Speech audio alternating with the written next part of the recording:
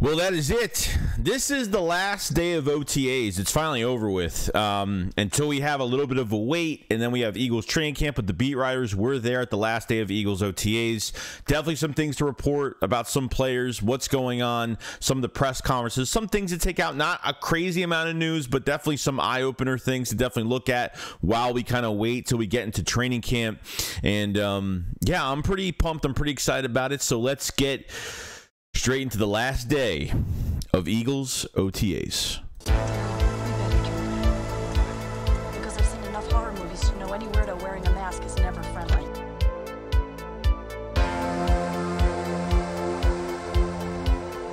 Yo, what is going on, guys? What's on a fantastic day today? So I want to go over some news for the Philadelphia Eagles. A few things I definitely want to go over.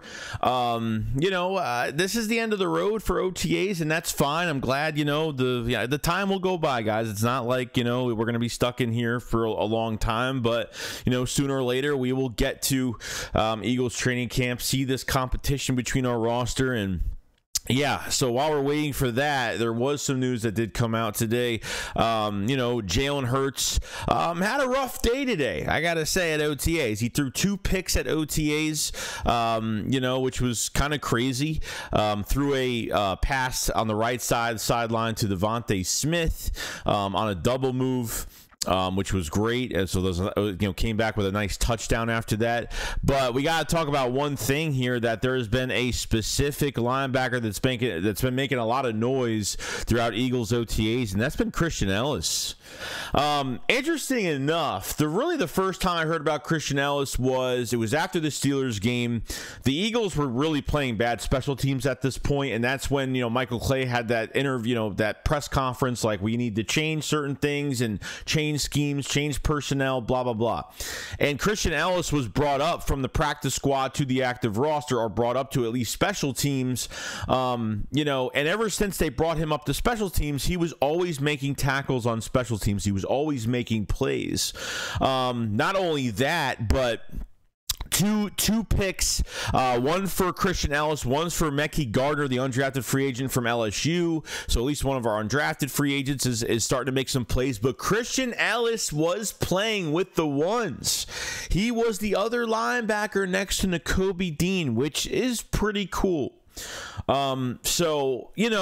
This linebacker core, what it's going to turn into, I don't know. For me, like, Nicholas Morrow is still a big question mark. Christian Ellis is starting to make some noise here and there. And I think he had like 2 pass breakups the last 2 days of OTAs as well. So like I said, you're not, these guys aren't in full pads. You're not getting the best 100% sample size from these guys. But it really shows you, like, once we get to training camp, once we get to those joint practices with the Colts and the Bears, and then we get to see what these linebackers could do, and if the Eagles feel like Christian Ellis is not enough, if they feel like Nicholas Morrow is not enough, they could make that trade for Isaiah Simmons as a hybrid type guy that can move all over the field. They could trade for a Patrick Queen that would fit the role perfectly with the Philadelphia Eagles. So there's a lot going on at this. Really, I think the 2 positions that there's a lot of competition going on right now, it's between linebacker and it's between safety, because in safety there's a lot of spots. There's a lot of, obviously a lot of players there too. So it's going to be interesting to really see how this competition really goes around at both of these positions. And Christian Ellis has been making some noise, which is good, and it's nice to see a fresh face, a new face.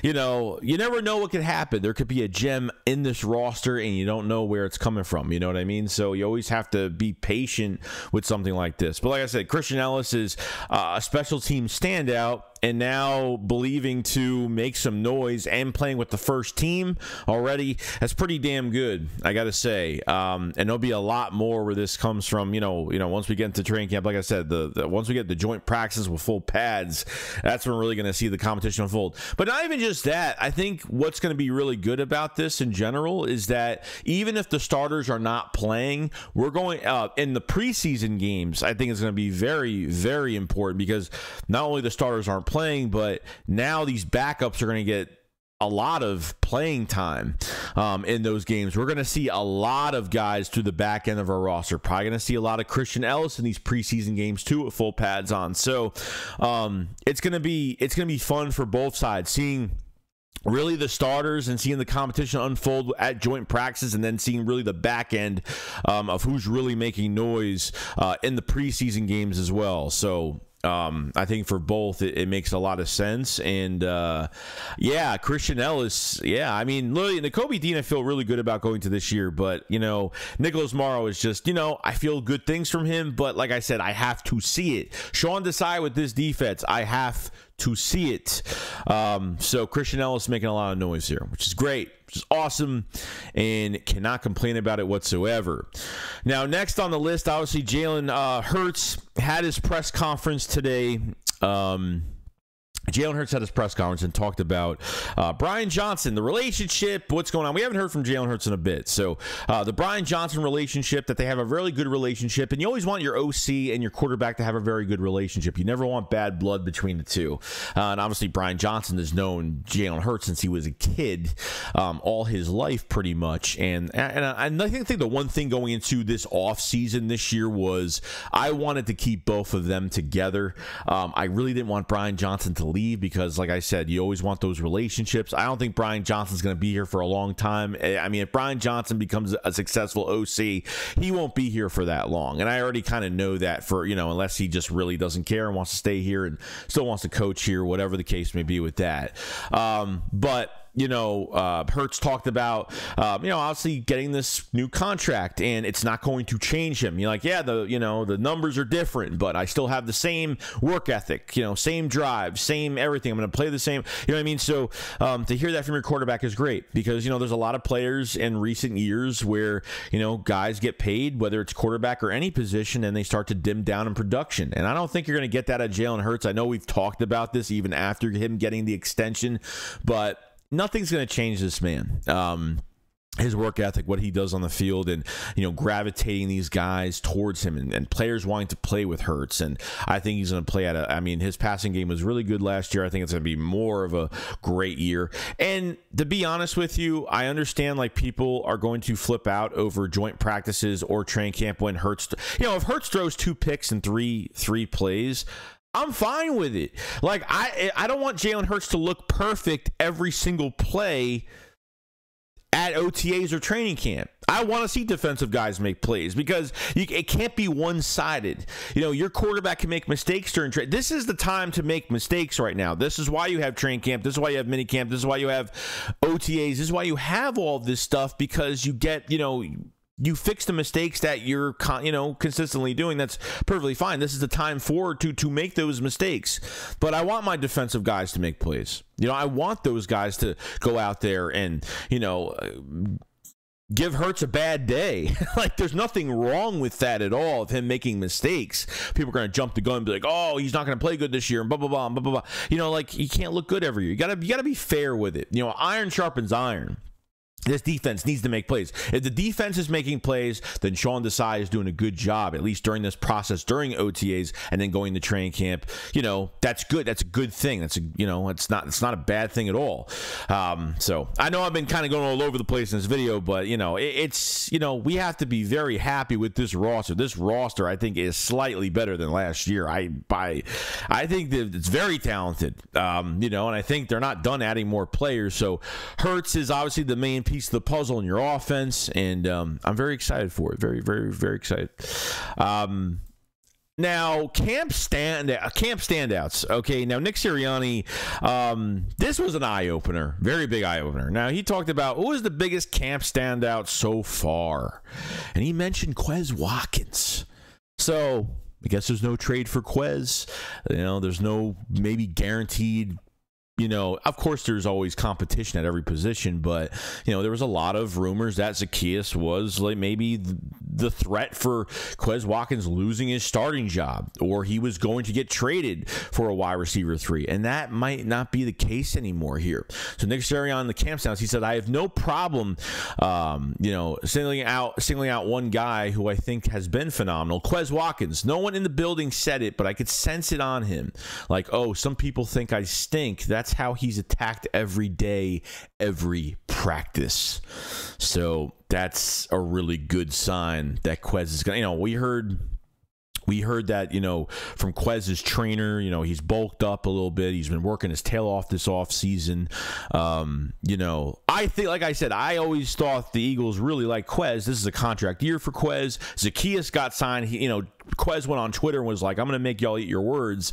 And yeah, if Nick is singling out him out of everybody he could have talked about and is talking about Quez Watkins, he's been looking really good out there. Obviously, we're not there. We can't see every day of OTAs. We're only reported what we're reported on certain days, and that's it. But that's a really good sign, though. You know what I mean? So I can't really complain about that too much. So that's, I think the most less productive unit in our offense is wide receiver 3. I think it was the most less productive. If you can get that up, yeah, I mean, our offense was still great without it. Not as much production at wide receiver 3, but,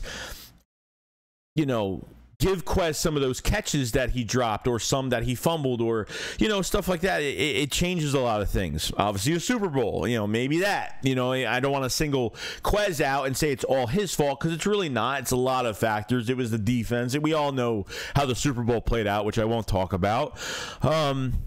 But it's nice to hear that Quez is getting recognition and getting a lot of attention, and that he is working his tail off, that I will not, that people think I suck at this game, and I'm going to prove it to every one of you what's going on. So pretty happy to hear that from Nick Sirianni. That's a big one from Nick, gotta say.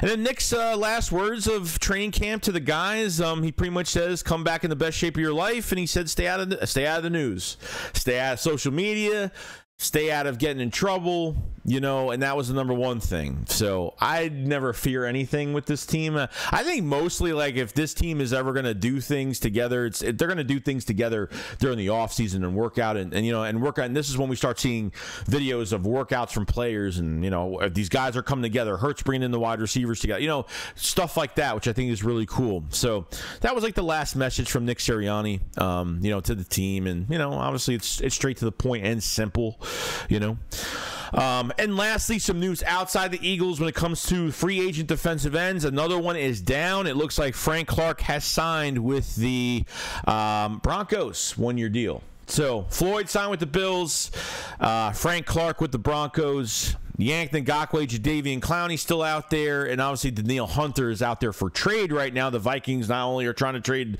Dalvin Cook, they're trying to trade Danielle Hunter, another edge rusher, which we talked about the other day. So that is pretty much it, what's been going on. So we talked about Christian Ellis, how he's really making his mark in this Eagles defense with the first team. We talked about the Hurts and Brian Johnson relationship, some quotes from Hurts. Sirianni standouts and Quez Watkins, which that's a really good sign that he's playing very well right now, and he's hoping for him to have a fantastic year. And I'm really glad out of every player he could have talked about in OTAs as a standout at camp, he talked about Quez Watkins. And obviously Nick loves his wide receivers, so I totally get that. And then obviously the Frank Clark news and all that great stuff. So still looking for open roster spots. What are we gonna do? Christian Ellis, not even that, but I like to hear the undrafted free agents as well. Mekhi Gardner as well, that is getting some attention too, which is good. So you get a pick, great. So see what happens during training camp. The pads come on, we're waiting, and that's it. We're waiting for training camp. We are at the end of our rope right now, and we have a little bit of a wait. So this is the time where everybody needs to enjoy their summers, do what they got to do, enjoy everything that's been going on. If you guys last this long in this video, make sure you subscribe to the channel. Make sure you like the video as well for more Eagles content. Once training camp comes, we're going to be doing videos every single day. It's going to be non-stop videos every day. So we will be busy and ready to go. You guys, remember, SHAKESQUAD, follow us live. Peace out, guys. Have a fantastic day, and I'll see you guys later. Peace.